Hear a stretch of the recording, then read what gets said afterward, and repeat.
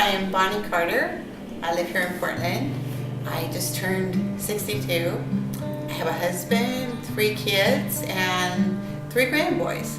I was sick in January of 2000, stop and think, 2012.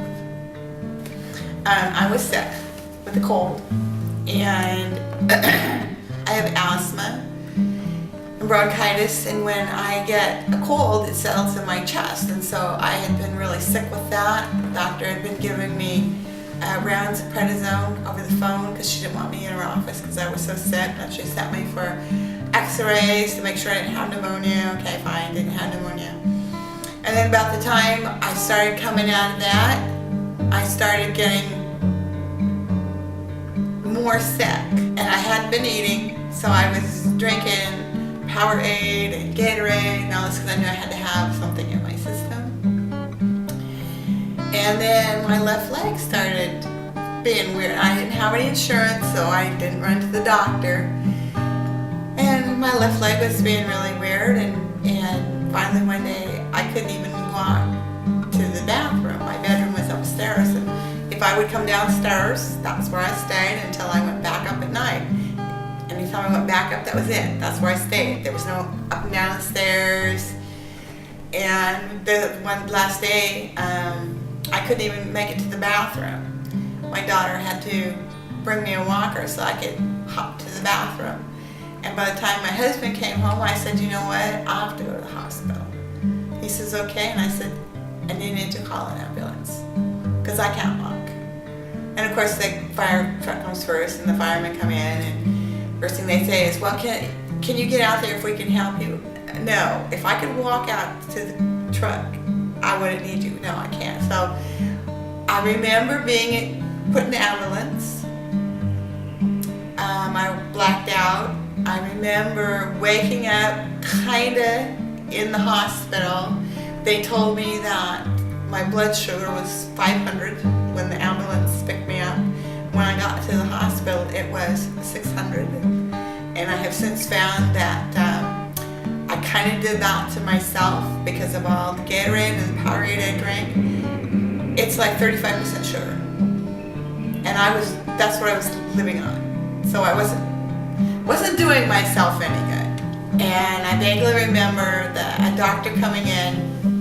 It was a vascular surgeon. For some reason he was going through emergency, and he stopped and he looked at me and he says, she has to go to the OR. And they discovered that my sugar was 800, and so he says, well, we have to take that leg. It was gray, it was cold, it was dead. And I said, okay. And he said, I'm going to do one more test overnight. He said, but if I take you now from the emergency room to the OR, he says, you're not going to make it off the table, you're just too sick.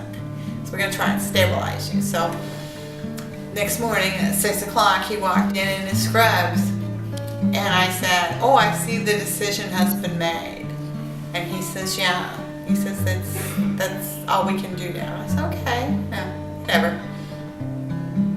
And he explained that I might have to have a revision. He didn't know.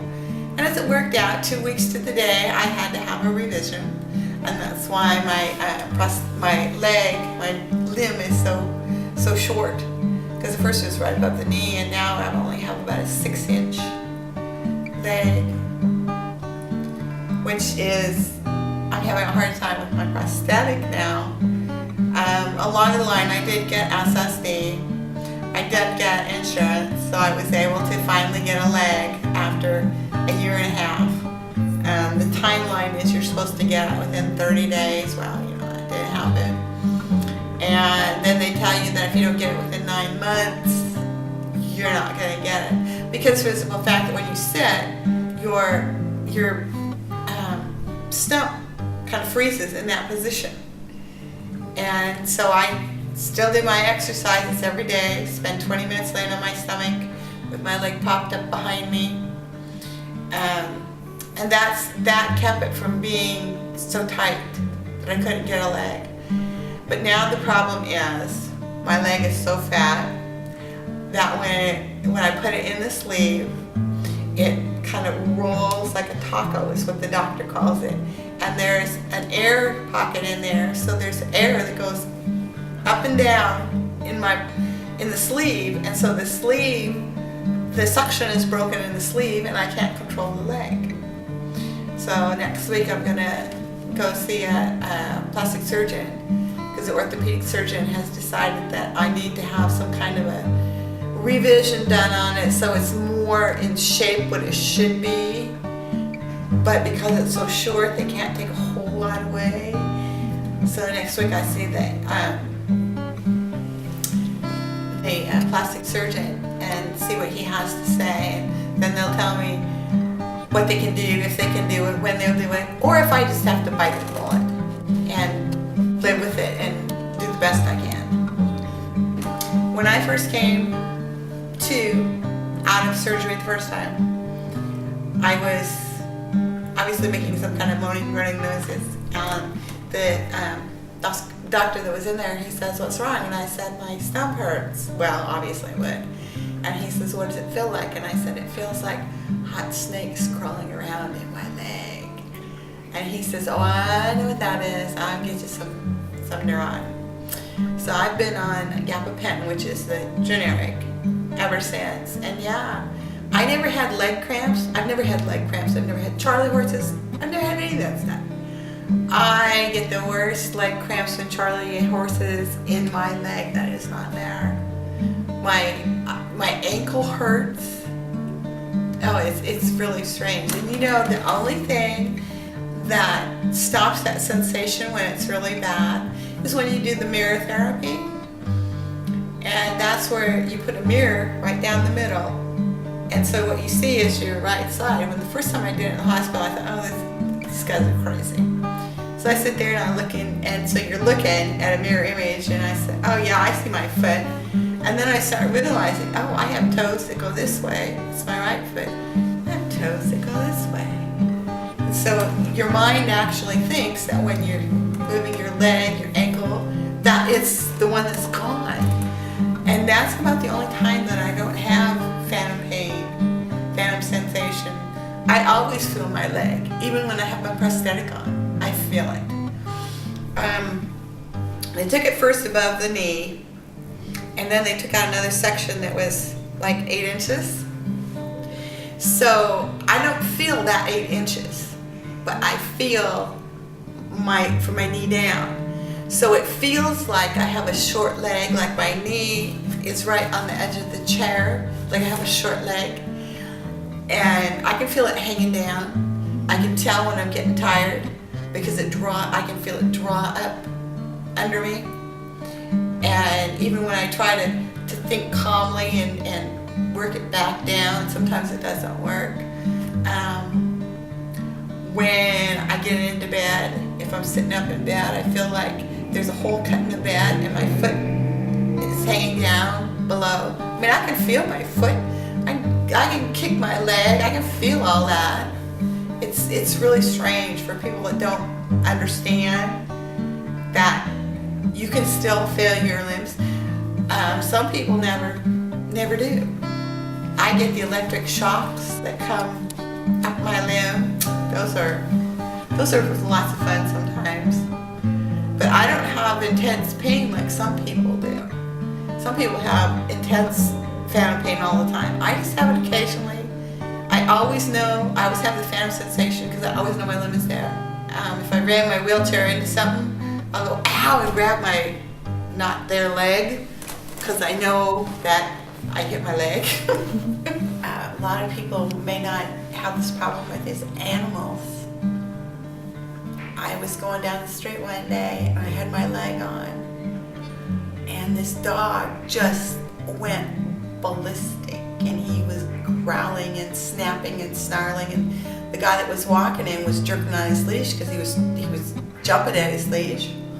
He had to jerk him out in the street, and I said, what on earth is the matter? He says, it's the wheelchair. He doesn't like the wheelchair. And I know the cats, not our personal cats, but the cats in the neighborhood, they won't come anywhere near me, whether I've got my leg on or not. It's got to be the chair. They walk up and down the ramp to the house all the time, come up on the front porch, but they won't come anywhere near me. They won't let me pet them. So I know some animals take to it and some animals don't. I lost my leg in February. May, I had to go in and get my license renewed, and you couldn't just send in the paperwork and they send you a sticker. You couldn't do it online. So I go in there not thinking nothing, and they took one look at me and they said, oh, well, you can't drive anymore. We're taking your license. And I said, well, why can't I drive? Well, you don't have a leg. I said, what's that got to do with anything? It's my left leg, and I only drive an automatic. Well, you have to take a driver's test to make sure that you don't need special equipment. Special equipment meaning what? Meaning hand controls. If you call the number to make the appointment for your DMV test, they tell you, you don't have to take that. So they keep telling me, you don't have to take that. You've had a driver's license for this many years, never had it suspended, never had any tickets against it, blah, blah, blah. You don't have to take it. You go into the office and they say, yes, you have to take it. You have to prove to us that you can drive. Okay, so the first time I'm out driving, I'm like, oh, I've been driving since I was 16. Yeah, I can do this.